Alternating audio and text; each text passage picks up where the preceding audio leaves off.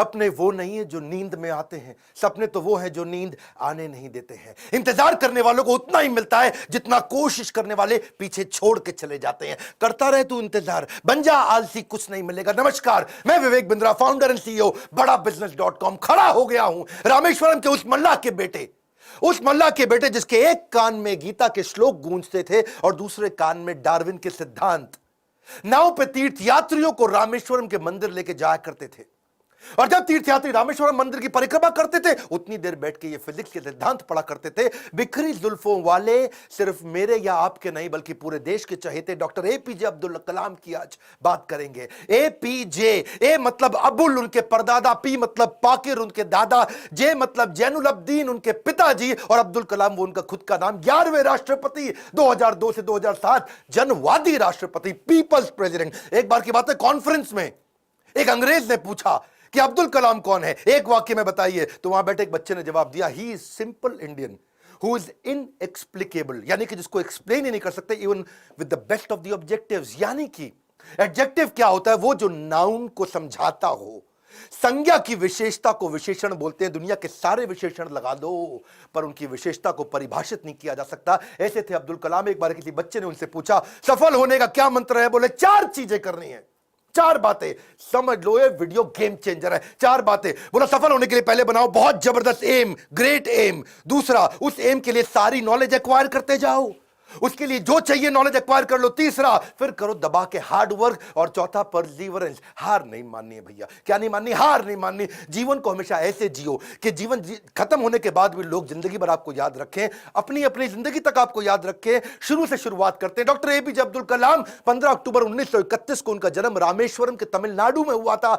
कमजोर आर्थिक स्थिति के एक मुसलमान परिवार में उनका जन्म हुआ। पेशे से उनके पिता नाविक थे, और पिता क्योंकि ज्यादा पढ़े लिखे नहीं थे तो शुरू से उनको काफी तकलीफें आई। एक बार क्लास के अंदर उनका एक दोस्त हुआ करता था जो कि मुख्य पुरोहित को बेटा था, और मुख्य पुरोहित को बेटा जो रामदास शास्त्री अपने इसके साथ में पहली बेंच पे बैठे मास्टर जी नाराज हो गए। ए मुसलमान लड़का प्रमुख शास्त्री के बेटे के साथ पहली बेंच पे कैसे बैठा? उनको लगा के थप्पड़ पीछे बैठा दिया, भाग पीछे जाकर के बैठ। अब्दुल कलाम चुपचाप जाके पीछे बैठ गए।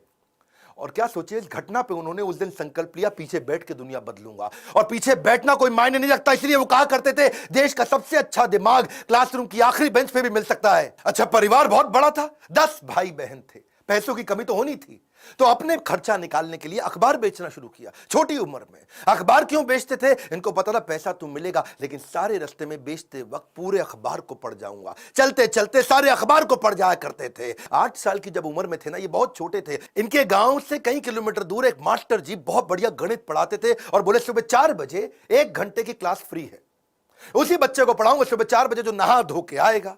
अब ये कई किलोमीटर दूर सुबह 3 बजे उठ के तैयार हो के नहा के ठंडे पानी से किसी भी मौसम में, सर्दी हो बारिश हो या तूफान हो, 4 बजे पहुंच जाया करते थे। कलाम जब रात को भी घर में पढ़ते थे तो उनके वहां पे लालटेन होती थी, केरोसिन ऑयल से जलने वाली। 7 से 9 केवल 2 घंटे का तेल था इनके पास में, वो केरोसिन ऑयल, मिट्टी का तेल। लेकिन पिताजी माताजी इनकी जब देखा पढ़ने में इंटरेस्ट है तो उन्होंने अपने लिए अंधेरा रखा और इसके लिए 11 बजे तक किया। मेहनत से कभी डरे नहीं, ईमानदारी से कभी हटे नहीं। छोटा लक्ष्य देखना पाप के समान है, इसलिए हमेशा महान लक्ष्य चुनना होगा। जब 5वीं क्लास में थे, उनके टीचर सुब्रमण्यम अय्यर, श्री शिवा सुब्रमण्यम अय्यर, जो बच्चों को सिखा रहे थे चिड़िया कैसे उड़ती है, उसकी डिटेल की डिटेल, चिड़िया कैसे उड़ती है, चिड़िया कैसे उड़ती है, बच्चों को समझ ही ना आए तो ये उनको वहीं समुद्र के किनारे ले गए और वहां उड़ती हुई चिड़िया दिखाई। और वो लाइव एग्जाम्पल जब दिखाया चिड़िया उड़ती हुई, उसकी डिटेल की डिटेल पंखों की समझाई, तो उनके दिमाग में वहीं से इनका प्रोफेशन शेप हो गया। उनका घर समुद्र के करीब था और इच्छाएं आकाश से आगे थी, वहीं से एरोनॉटिक्स इनको समझ में आया।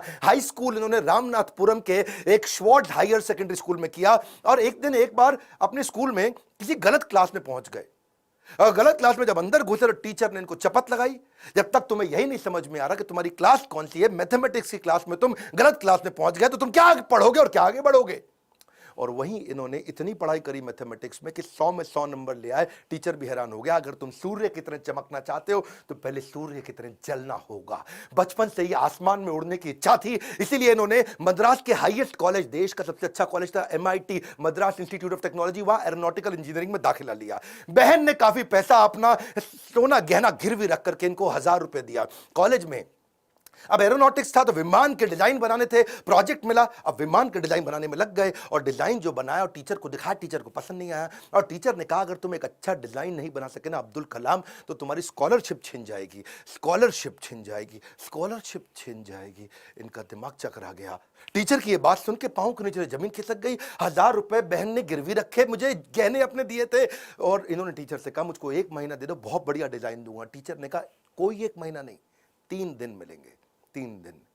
इनका दिमाग हिल गया उस समय, ये घबरा गए थे स्कॉलरशिप ना छिन जाए। उसके बाद तो उन्होंने 3 दिन ना खाया ना सोए, 3 दिन ना खाया ना सोए, 72 घंटे लगातार उस पर काम किया, जी जान लगा दिया। और जब प्रोफेसर ने देखा डिजाइन, प्रोफेसर भी हैरान हो गए, उनकी आंख में आंसू आ गए। बोला बहुत बढ़िया डिजाइन बनाया। नींद और निंदा पर जो विजय पा लेते हैं उनको आगे बढ़ने से कोई नहीं रोक सकता। जो नींद और निंदा पे विजय पा लेता है उनको आगे बढ़ने से कोई नहीं रोक सकता है। इसके बाद MIT की परीक्षा अच्छे नंबर से उन्होंने पास करी। अब पढ़ाई तो उनकी हो चुकी थी, अगली लर्निंग इनके जीवन से क्या है, फेलियर को हार्ट में और सक्सेस को हेड में घुसने नहीं देना चाहिए। दिल और दिमाग को कंट्रोल में रखो। अब इनके पास 2 इंटरव्यू की ऑप्शंस आई, एक मिनिस्ट्री ऑफ डिफेंस से और दूसरी एयरफोर्स से। इनको कहां जाना था आपको मालूम है, एयरफोर्स में। और जो डिफेंस का था वो दिल्ली में था और एयरफोर्स था देहरादून में। तो दिल्ली होते हुए देहरादून जा रहे थे और वापसी पे इनको दिल्ली आना था। अब जब ये देहरादून गए वहां पे 25 लोग एग्जाम देने आए वहां इंटरव्यू के लिए, जिनको वहां पे एयरफोर्स में सिलेक्ट होना था। अब 25 में से सीटें थी खाली 8 और इनकी रैंक क्या आई, 9वीं। फेल हो गए, वहां पे 1 नंबर से पीछे रह गए। 8 लोग सिलेक्ट हो गए, ये वहां रह गए। देहरादून से जब उतरते हैं सबसे पहले आता है ऋषिकेश। ये ऋषिकेश गए, वहां इनको मिले स्वामी शिवानंद। स्वामी शिवानंद तो बहुत पॉपुलर है, आज भी ऋषिकेश में उनके कई मठ हैं। तो इन्होंने शिवानंद के जाकर के अपनी तकलीफ बताई। उन्होंने इनको गीता पढ़ने के लिए जब बताया और इनसे कहा कि अगर ख्वाहिश आपके दिलो जान से निकले, पवित्र हो और उसमें शिद्दत हो तो कमाल की एक अजीब सी ताकत होती है उसके अंदर। इसीलिए जो तुमने सोचा है वो होगा, तुम विश्वास से रखो। ये गीता का लर्निंग था। यम यम तम तम, जैसा जैसा वैसा वैसा। यम यम वापी स्मरण भावम, जहां तुम्हारा स्मरण और भाव होगा तुम वैसे पक्का बन जाओगे। कलाम उसके बाद जब दिल्ली लौट के आए अपने गुरु से मिलने के बाद, तो फिर मिनिस्ट्री ऑफ डिफेंस की नौकरी बची थी DRDO की। किसको पता था वही DRDO इनके देश को आगे बढ़ाने में सबसे कारगर होगा। ये वहां प्रमोट हुए और किनके साथ, डॉक्टर विक्रम साराभाई की टीम में आ गए। आप चाहते हैं डॉक्टर विक्रम साराभाई पे भी हम वीडियो बनाएं। ये पेट्रियोटिक थे, अपॉर्चुनिस्टिक नहीं थे। अब्दुल कलाम विशेष व्यक्ति थे। 1963 में विक्रम साराभाई की टीम से इनको सिलेक्ट किया गया कि इनको नासा भेजो भैया ट्रेनिंग के लिए। ये 6 महीने की ट्रेनिंग के लिए नासा गए। नासा समझो भैया, नासा, नासा अमेरिका सबसे बड़ी संस्था जिसमें आगे बढ़ना चाहते थे। नासा इनको देख के चौंक गया, बोला यार लड़का बहुत जबरदस्त है। और इनको क्या बोला, भाई तू बहुत चैंपियन है, मेरी बात सुन, तुझको दे रहे अमेरिकन सिटीजनशिप, यहीं रह जा, तनख्वाह देंगे इंडिया के 5 गुना ज्यादा, अमेरिकन सिटीजनशिप, यहीं किसी गोरी से शादी कर, ओए होए जिंदगी में आराम ही आराम। अपनी ऑटोबायोग्राफी आत्मकथा में इन्होंने बताया कि एक बार के लिए इनके मन में भी विचार आया कि क्या मैं यहां रुकूं या नहीं रुकूं। वो बहुत चुनाव करना कठिन था कि आदर्शों की ओर चला जाए या माला माल होने के अवसर को गले लगाया जाए या पैसों और करियर के लिए। इन्होंने सोचा विदेश नहीं जाएंगे, देश सेवा के इस अवसर को नहीं गंवाएंगे। लौट के देश आ गए। डिफिकल्टीज हमेशा आपकी सफलता के रास्ते में आएंगी। अगली कहानी, काफी डिफिकल्टीज आई जब इन्होंने शुरुआती टीम साइंटिस्ट की इसरो में ज्वाइन करी। वो क्या कहते हैं, देखो लर्निंग समझना, इन्होंने हमेशा डिफरेंशिएट किया। रियल प्रॉब्लम अलग है, इनकन्वीनियंस अलग है। प्रॉब्लम और इनकन्वीनियंस अलग अलग चीजें होती हैं। अगर आपके घर में भैया आग लग जाए, घर में आग लग गई, धू धू के घर जल रहा है और उसी वक्त आपकी गर्दन भी टूट जाए, हाथ भी टूट जाए, पांव भी टूट जाए, उसको बोलते हैं आप मुसीबत में हैं। बाकी सब कुछ केवल सामान्य असुविधाएं होती हैं। इनके जीवन में इन्होंने असुविधा पे ध्यान नहीं दिया, रियल प्रॉब्लम्स पे ध्यान दिया। असुविधा बहुत आई क्योंकि ये शुरुआती टीम में इसरो की ज्वाइन किए थे। जिंदगी में जितनी बड़ी मुश्किलें होंगी और उन पर अगर आपने काबू पा लिया तो उतना ही बड़ा आपका नाम भी होगा। जब इन्होंने ज्वाइन किया वहां शुरुआती दिनों में तो सेंट मेरीज चर्च था, कुछ नहीं दिया गया, कोई इन्वेस्टमेंट नहीं थी वहां पे। सेंट मेरीज चर्च को इन्होंने अपना ऑफिस बनाना पड़ा इनको। वहां सारे साइंटिस्ट इंजीनियर जो नासा से ट्रेन होके आए थे वो चर्च में बैठ के ऑफिस में बैठे और बीच पे उन्होंने समुद्र के किनारे अपना रॉकेट का लॉन्च पैड बनाया। और जो अस्तबल होता है या बल्कि कैटल शेड जो गौशाला होती है वहां की लेबोरेटरी बन गई। बिशप जो चर्च के फादर थे उनके घर को इन्होंने अपना वर्कशॉप बनाया। साइकिल पे और बुल्लक कार्ट पे, बुल्लक कार्ट समझते हैं बैलगाड़ी है जी, धीरे धीरे चक्का चलता है या खुद ही साइकिल पे रॉकेट रख रख के ले जा रहे थे। रॉकेट के छोटे छोटे पार्ट चार्टर सैटेलाइट, आज भी फोटोग्राफ्स हैं। सारी डिफिकल्टीज के बीच में इन्होंने पहला साउंडिंग रॉकेट 1963 में लॉन्च किया था। ये इतना मशगूल हो गए भैया काम में, इतना मशगूल हो गए, इनकी सगाई फिक्स हो गई थी। उस समय ये 32 साल की उम्र थी, इनकी सगाई फिक्स हो गई, ये काम में लगे रहे, भैया रॉकेट जाएगा, रॉकेट जाएगा, देश का पहला रॉकेट जाएगा। ये सगाई पे जाना भूल गए लोग बेचारे, वहां मंडप पे इंतजार करते रहे। मंडप तो नहीं, रिंग सेरेमनी थी, वहां इंतजार ही करते रह गए। अरे अब्दुल कलाम आएगा, अब्दुल कलाम रॉकेट बनाने में लगे थे देश के लिए। जीवन में कठिन दौर से गुजरते वक्त ये मत सोचिए कि ये जिंदगी में कठिनाइयां हमेशा रहेंगी। ये कठिनाइयां आई हैं और चली जाई हैं, चली जाएंगी। इन्होंने गीता हाथ में पकड़ ली थी, इनको इनके गुरु ने दिया था, और गीता में क्या बताया, आगाम पाइनो, कठिनाइयां आएंगी और चली जाएंगी। 1969 में इसरो के डायरेक्टर की जब इनको कमान दी गई तो उन्होंने सोचा कि क्यों नहीं SLV-3। SLV-3 क्या होता है? ये एक होता है सैटेलाइट लॉन्च व्हीकल, यानी कि कभी सैटेलाइट को भेजते हैं तो उसका एक लॉन्च व्हीकल चाहिए होता है।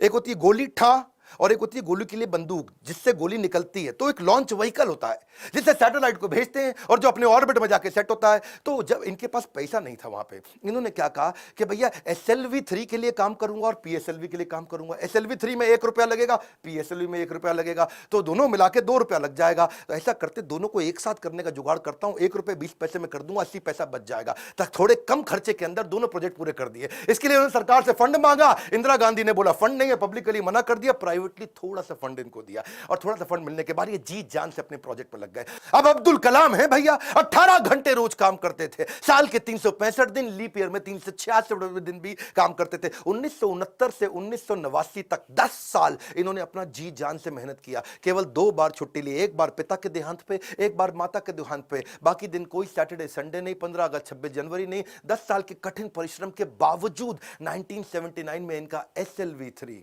सैटेलाइट लॉन्च व्हीकल फेल हो गया।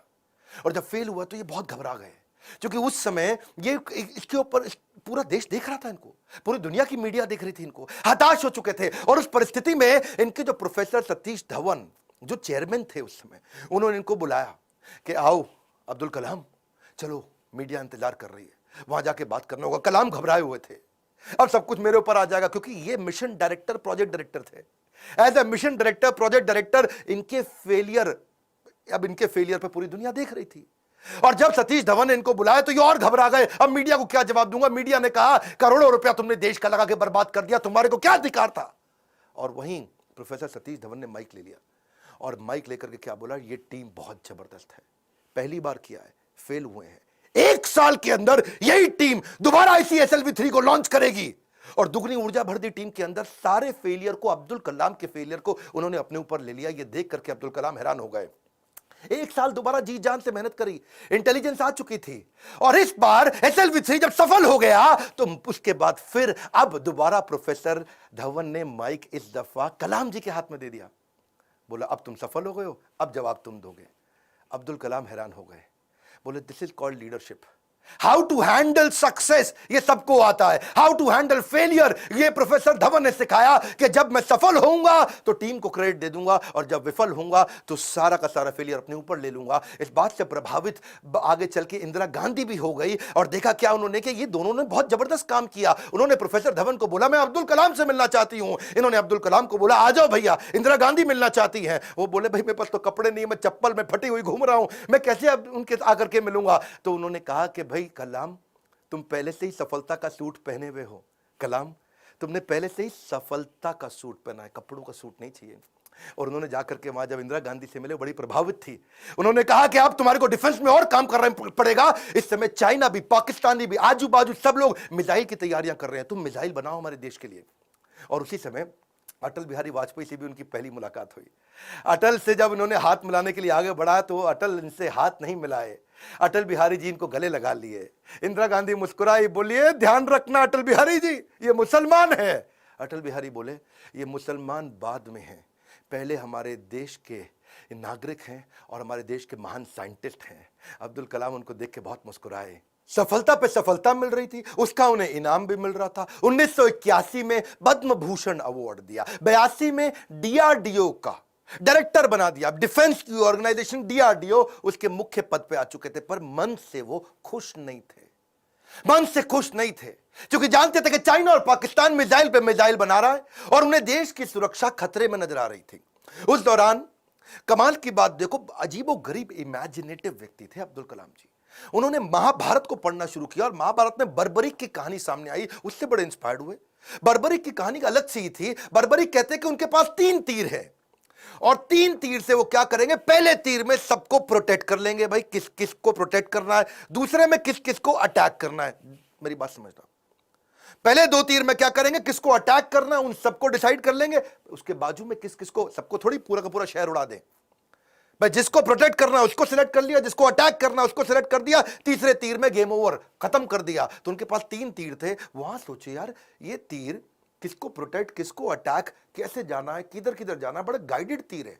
वहां से उन्होंने इंटीग्रेटेड गाइडेड मिसाइल प्रोग्राम तैयार किया कि क्यों नहीं कोई ऐसी मिसाइल बना दे कि आदमी लेफ्ट भागे तो मिसाइल लेफ्ट चली जाए, आदमी राइट भागे तो मिसाइल राइट चली जाए, और जिस टैंक को उड़ाना है वो टैंक आगे निकल गया तो मिसाइल आगे चली जाए। गाइडेड मिसाइल कैसे बनाए, बर्बरीक के उनको इस प्रसंग से इमेजिनेटिव थे। एक इंटरव्यू में बोले कि भगवान कृष्ण के सुदर्शन चक्र से सीखने को मिला। भाई भगवान कृष्ण का सुदर्शन चक्र बड़ा रिमोट कंट्रोल्ड होता है। भाई कृष्ण ने चक्कर छोड़ा और सामने वाले के पास जाके पहले चक्कर रोक दिया, जितनी देर पहले बातचीत करनी है बातचीत कर लिया, चक्कर घूमे जा रहा है, और जब बोलते खत्म करो अटैक करो तो चक्कर मारा उसको और वापस आ गया। तो बोले यार ये बड़ा सिस्टम है, बड़ी एडवांस टेक्नोलॉजी थी। तो वहां से उनको इंटीग्रेटेड गाइडेड मिसाइल ये मॉडल उन्होंने शुरू किया और उसके बाद उन्होंने एक के बाद एक मिसाइल की झड़ियां लगा दी।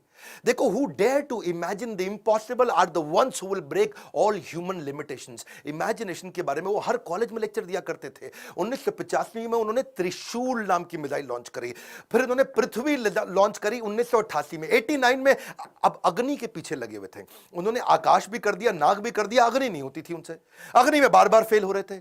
अग्नि मिसाइल ये बड़ी इंपॉर्टेंट प्रोजेक्ट था, लेकिन देश भर में अब लोगों ने क्वेश्चन करना शुरू कर दिया। लोग अपने अपने हिसाब से इसका अलग अलग मतलब निकाल रहे थे, भाई क्यों फेल हो रहे हैं। अमूल ने तो वहां पे एक एड लगा दी और अमूल कहता है जी अग्नि मिसाइल के अंदर तुम्हारा पेट्रोल कम पड़ जाता तो अमूल का बटर डाल लो। लोगों ने मजाक बनाना शुरू कर दिया और बार बार लोगों के सवालों के कारण ये बहुत सीरियस थे। और उसी 89 के एंड आने से पहले पहले इन्होंने अग्नि को भी सफल बना दिया। बार बार असफल होने पर भी उत्साह न खोना ही सबसे बड़ी सफलता है। बाकी सारे शक्तिशाली देशों को वो देख रहे थे, वो मिसाइल लॉन्च कर रहे थे, दूसरे महाद्वीप पे कैसे अटैक कर सके, इंडिया से मिसाइल छोड़े यूरोप तक पहुंच सके, अमेरिका तक पहुंच सके, दूसरे महाद्वीप तक पहुंच सके। सब लोगों ने बड़ी तैयारी करी। इन्होंने 89 में अग्नि को जब लॉन्च किया तो रशिया, यूएस, चाइना, फ्रांस और यूके के बाद भारत छठा देश था जिसने इतने पावरफुल मिसाइल्स बनाए। मेरी बात समझिए, दुनिया भर के 250 देशों को पीछे करके अब्दुल कलाम थे जिन्होंने भारत को छठे रैंक पर लाके खड़ा किया। हाँ, ये कहते थे मिसाइल यूज नहीं करना है, लेकिन विराट रूप तो दिखाना है ना अपना। 10वें अध्याय के बाद जब भगवान कृष्ण ने देखा कि अर्जुन उबासी ले रहा, अर्जुन सीरियस नहीं ले रहा, तो मैं विराट रूप दिखाऊं। और जब कृष्ण ने विराट रूप दिखाया, कृष्ण ने मारा नहीं किसी को, विराट रूप दिखाया, अर्जुन एकदम लाइन पे आ गया, बात समझ आ गई बात। इसीलिए कभी कभार बाजू का पाकिस्तान, चाइना जब आंख दिखाए तो विराट रूप दिखा दो, थोड़ी मिसाइल छोड़ देंगे, विराट रूप दिखा दो, अपने आप लाइन पे आया, समझ आ गया, वापस आ जाओ, सॉरी। तो ऐसा अब्दुल कलाम जी ने स्ट्रांग बनाया। उनकी मेहनत 1993 में और रंग लाई जब पीएसएलवी को भी उन्होंने सफल कर दिया। आज वही कलाम जी की देन है कि पीएसएलवी से हमने 10 रुपए किलोमीटर के कम खर्च पे भी मंगल तक सफर पूरा कर लिया जी। 2014 में हॉलीवुड की मूवी में जितना खर्च आता उससे कम के अंदर तो हमने मंगल का सफर कर लिया।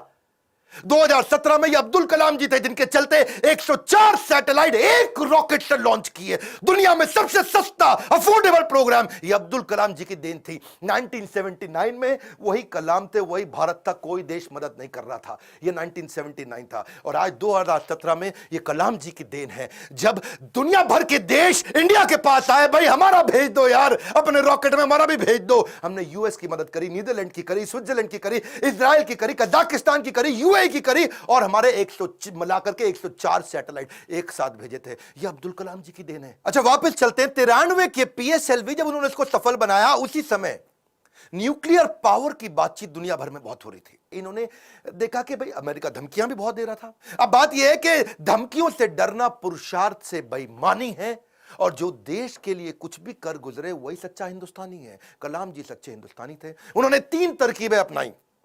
पहली, जितने भी अपने साइंटिस्ट हैं उनको आर्मी की वर्दी में डाल दो, सैटेलाइट को समझ ही ना है कि भैया तो नॉर्मल आर्मी घूम रही है, ये कोई साइंटिस्ट थोड़ी है, ये तो नॉर्मल आर्मी है। पहला।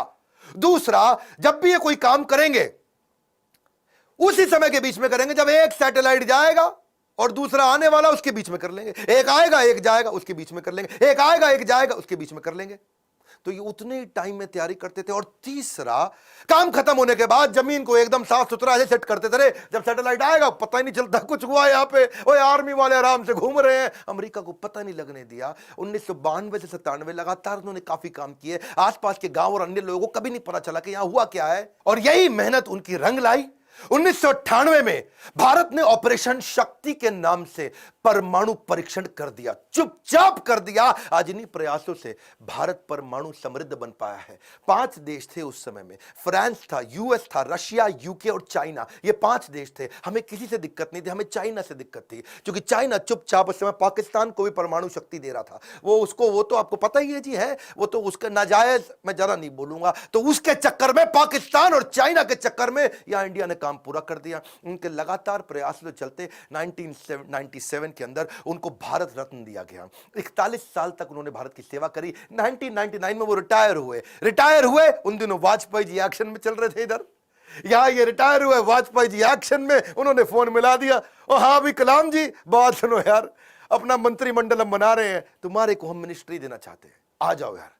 तुम बुद्धिमान आदमी हो, विजनरी लीडर थे। वाजपेयी जी अपने आप में विजनरी थे। बोले अब्दुल कलाम को लूंगा तो बहुत अच्छा रहेगा, माइनॉरिटी भी हमारे साथ जुड़ेगी, बुद्धिमत्ता भी मिलेगी, इंटेलिजेंस भी बिल्ड होगा। अब्दुल कलाम जी को कन्विंस करने में लगे। कलाम जी बोले 1 दिन बाद बताऊंगा जी।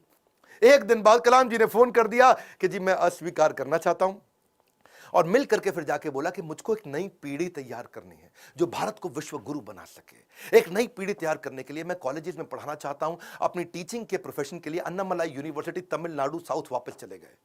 अगली बार यहां तो सब ठीक हो गया। अब जब राष्ट्रपति बनने का समय आया 2002 में, कई लोगों का नाम आया, बहुत सी चीजें आगे पीछे हुई, और उन्हीं दिनों जब वो नाम आया तो फिर से यहां घंटी बजते रही इनके ऑफिस के अंदर, कलाम जी के। और जब ऑफिस में घंटी बजती रही, किसी को नहीं पता चला, तो किसी ने, इनके वाइस चांसलर ने इनके यूनिवर्सिटी में जाके भाग के कलाम जी को बोला, अरे कलाम जी आपके यहां प्रधानमंत्री जी का फोन आ रहा है बार बार। कलाम जी गए, उन्होंने फोन उठाया, तो नमस्कार, बातचीत शुरू हुई। तो वाजपेयी जी ने कहा, देखिए एक रिक्वेस्ट करूंगा, अब मना नहीं करना, पिछली बार आपने मना किया था, अब नहीं करना।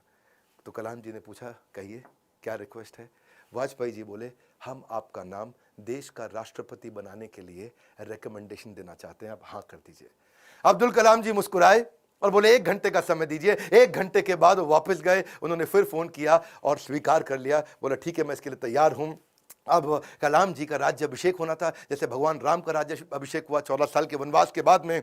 और भगवान राम जब वापस आए और उनका अभिषेक, तो अभिषेक के समय पर उनके भाई ने उनसे पूछा कि आप किस किस को राज्याभिषेक में बुलाना चाहते हैं। तो भगवान ने बोला 14 साल में था नहीं, मेरे यहाँ कोई दोस्त है नहीं, और जो हमारे दोस्त थे उन सबको आप जानते ही हैं, आपने सबको इन्वाइट कर ही लिया होगा। और इतने में भगवान राम ने कहा, हाँ, पर इस वनवास के दौरान मेरा एक दोस्त बना था। वही शुरुआत के जो साल थे, उन दिनों एक नाविक हमें नदी पार कराया करता था, केवट। वो केवट ने हमारी बहुत मदद करी है, वो हमारा मित्र है। उस केवट को बुला के लाओ राज्याभिषेक में। और केवट को लाके सबसे आगे भगवान राम के उस राज्याभिषेक में बुलाया गया था। ठीक उसी प्रकार जब अब्दुल कलाम जी से पूछा गया कि अब आपका भी राज्याभिषेक हो रहा है, you are going to become president of India, और कलाम जी ने कहा, आपने जिस जिसको बुलाना था सबको बुला लिया है। मेरे 2 ही मित्र हैं। जब मैं साउथ में रहा करता था तो उस समय एक मोची, जो मेरे जूते बांधने में फटे जूते होते थे, उसने मेरी बहुत मदद करी, वो मेरा मित्र है, उसको बुला लीजिए। और एक ढाबे वाला जिसने उनको खाना खिलाया और कभी कभी 2 रोटी एक्स्ट्रा भी खिलाई, बोला उनको दोनों को जरूर बुला लीजिए। विनम्रता के उदाहरण खत्म थोड़ी होंगे।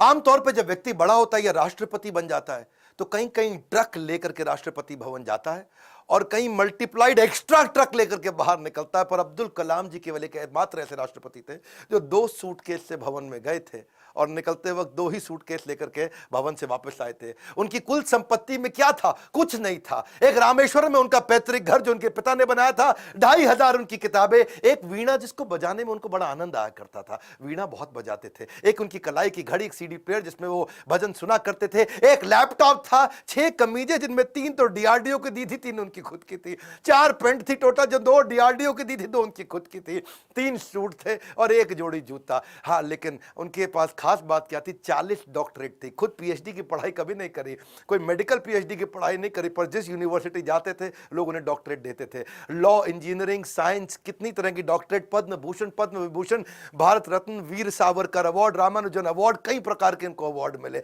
उनकी एक खास बात मैं जरूर बताना चाहूंगा, हालांकि वो मुसलमान थे लेकिन वेजिटेरियन थे। उनका बड़ा प्रेम था, एनिमल्स आर एंजल्स विद फर। पक्षी जगत पर्यावरण का सूचक होता है। कलाम जी क्या कहते थे? वो पर्यावरण का सूचक है, और अगर वो मुसीबत में है तो समझ लेना कि अब हमारे भी बुरे दिन दूर नहीं है। एक बार उनको जो डीआरडीओ की उनकी दीवार हुआ करती थी ना बाउंड्री की, तो उनको बोला गया सिक्योरिटी के लिए कांच वांच लगा दो। बोला बिल्कुल नहीं, ये बर्ड्स के लिए बड़ा हार्मफुल हो सकता है। उन्होंने मना कर दिया। और जिस समय वो प्रेसिडेंट बने थे, बाद में जब वो राष्ट्रपति भवन के अंदर मुगल गार्डन में जब वॉक किया करते थे ना, तो वो एक मोर को देखा जो ना मुंह खोल पा रहा ना बंद कर पा रहा है। स्पेशली उन्होंने वेटनरी डॉक्टर को बुला के देखा, तो देखा मोर के गले में ट्यूमर है, ना मुंह खोल पा रहा है ना मोर मुंह बंद कर पा रहा है। उन्होंने इसका इलाज कराया। एक लीडर की महानता का इसी बात से पता चलता है कि वो किन लोगों की मदद कर रहा है जो बदले में उन्हें कुछ नहीं दे सकते। जब कोई लीडर ऐसे लोगों की मदद करता है जो बदले में कुछ नहीं दे सकता, वही एक महान लीडर की निशानी है। अच्छा, अब्दुल कलाम जी की एक बात मेरे दिल को छू गई। वो परिवारवाद नहीं, राष्ट्रवाद में बिलीव किया करते थे। जब वो राष्ट्रपति भवन में थे, See, he's a man of principle and therefore is always respected everywhere. उनके क्योंकि जो भाई थे ना, उनको बहुत प्रेम करते थे, बहुत प्रेम करते थे अपने भाई से, बचपन से ही प्रेम था। और उनके अपने सगे भाई का पोता दिल्ली के अंदर मुनीरका में किराए के कमरे पर रहा करता था। 2006 में जब कलाम ने एक दफा सारे परिवार को इनवाइट किया, क्योंकि उनका कोई परिवार वहां रहता नहीं था, वो राष्ट्रपति भवन में अकेले रहते थे। और जब एक बार उन्होंने सारे परिवार को बुलाया राष्ट्रपति भवन में, तो वो लोग 8 दिन तक रहे। और सारे परिवार, क्योंकि 10 भाई बहन थे ना, तो 52 लोग आए। और कलाम जी ने देखा बहुत खर्चा हो रहा है, तो उन्होंने चाय की प्याली तक का हिसाब रखना शुरू किया। सब लोगों को उन्होंने अजमेर शरीफ प्राइवेट बस करके भेजा, उसका भी हिसाब रखना शुरू किया। उन्होंने अपने अकाउंटेंट से सारा हिसाब बनवाया और बोला कि ये कितना बना, तो देखा 3,52,000 रुपए का चेक उन्होंने अपनी तनख्वाह से काट के दिया। और क्या कहा कि राष्ट्रपति भवन की जिम्मेदारी केवल राष्ट्रपति की होती है, पूरे परिवार की नहीं होती है। अब्दुल कलाम जी इतने विनम्र व्यक्ति थे, विनम्रता ताज के बिना राजसी गौरव है। वो ऐसी चीज है, महान व्यक्ति की महानता ही उसकी नम्रता है। डॉक्टर कलाम को एक बार आईआईटी बीएचयू के अंदर चीफ गेस्ट के रूप में इनवाइट किया गया, और जब वहां पे आए तो वहां पे 7 कुर्सियां थी। बीच वाली कुर्सी थोड़ी ऊंची थी, और जब बीच वाली कुर्सी ऊंची, क्योंकि वो राष्ट्रपति थे, उनको बैठना था। उन्होंने बोला ना ना ना, कुर्सी हटाओ, बराबर की कुर्सी लगाओ। तो बोले नहीं सर, ये स्पेशल कुर्सी है हमारे चीफ गेस्ट के लिए। तो वो समझ गए कि चीफ गेस्ट कौन होते हैं भैया, जो एजुकेशन में महागुरु है वही है। तो उन्होंने वाइस चांसलर को बोला आप आइए बैठिए। वाइस चांसलर घबरा गए, बोला राष्ट्रपति आप हैं, you are the first person of our country, आप बैठेंगे? बोला बिल्कुल नहीं। फिर उन्होंने अपनी कुर्सी हटवाई, बराबर की कुर्सी पे बैठे। कलाम जी ऐसे थे, ईमानदारी एक जादुई गुण है। यदि आपका हृदय ईमान से भरा है तो शत्रु क्या, पूरा संसार आपके साथ खड़ा है। कहते हैं कि कोई भी पैतृक संपत्ति, माता पिता की दी हुई कोई भी पैतृक संपत्ति ईमानदारी के बराबर आपको अमीर नहीं बना सकती। सबसे ज्यादा अमीर व्यक्ति वही जो ईमानदार है। पूरा संसार आपके साथ खड़ा है। कलाम साहब तो एवर यूथफुल थे। 70 साल की उम्र में youth icon of the year का अवार्ड उनको मिला। हमेशा जीवन में भगवत गीता और कुरान दोनों साथ में रखते थे। 83 वर्ष की उम्र में उन्होंने रिटायर नहीं किया, रिट्राई किया। He was not tired, he was inspired, he was not tired up, he was fired up। आंखों में रोशनी तो उनकी कम हो रही थी, पर युवाओं के भविष्य को रोशन करने में लगे थे। उनके शरीर के पांव के कदमों की गति कम हो गई थी, पर देश की समृद्धि की गति को बढ़ाने में लगे हुए थे। एक असाधारण, एक अनोखा, अस्वाभाविक, अलौकिक व्यक्तित्व के 2015 में हमेशा के लिए हमको अलविदा करके चले गए। और कहां गए? उसी IIM शिलोंग के अंदर आखिरी लेक्चर देते वक्त, जैसे क्षत्रिय अपने युद्ध के मैदान में लड़ाई करते हुए वीर गति को प्राप्त करता है, ऐसे ही IIM शिलोंग के अंदर लेक्चर देने के बाद तुरंत वहीं लेक्चर देते वक्त, जो कल था वो आज नहीं है, जो आज है वो कल नहीं होगा, वैसे ही इस ब्रह्मांड में दूसरा कोई कलाम नहीं होगा। स्विट्जरलैंड जैसा देश जो साइंटिफिक रिसर्च के मामले में 8वें पायदान पे आता दुनिया में, और जब वो 26 मई कलाम स्वयं जब उनके देश गए थे, तो वही स्विट्जरलैंड उसको साइंस डे के रूप में मनाता है। यूएन उनके जन्मदिन को, यूएनओ कहता है कि इसको हम वर्ल्ड स्टूडेंट डे के रूप में मनाते हैं। बन जाती है परिभाषा भारत के सम्मान की जब जब बात होती है श्री APJ अब्दुल कलाम की। अब्दुल कलाम जी रेस्ट इन पीस नहीं है, बट रेस्ट इन मी है। अब्दुल कलाम जी आप लौट गए, आप कैसे आएंगे? अगर आप नहीं आएंगे तो आपके शिक्षा के रूप में तो आप हमारे साथ हैं। आज बड़ा बिजनेस भी, इतने सारे बिलियनियर प्रोफेसर हैं, आप हमारे प्रोफेसर नहीं है, लेकिन आपकी शिक्षाओं को हमने प्रोफेसर बनाया है। आज बिलियनियर प्रोफेसर के साथ अफोर्डेबल तरीके से सबको सिखा रहे हैं। आज कलाम साहब भी अगर हमारे प्रोफेसर होते तो कितनी ताकत बढ़ जाती, पर उनकी लर्निंग को तो प्रोफेसर बना सकते हैं। एक ऐसा व्यक्ति जो मिट्टी के तेल में पढ़ करके जीवन बिताया, जिसने हाथ में फिजिक्स की किताब जिसने दिन रात पढ़ाई करी, अखबार बेचते बेचते पढ़ना सीखा, इस वीडियो को शेयर करिए। अगर आप माँ बाप अपने बच्चों को जरूर दिखाइए। हमारे को और अब्दुल कलाम बढ़ाने हमारे देश में, इस वीडियो को देश भर में, दुनिया भर में पहुंचाइए। हमारे साथ जुड़े रहने के लिए, नए हैं तो आके सब्सक्राइब करने के लिए आप सबका हृदय की गहराइयों से प्रेम पूर्वक बहुत बहुत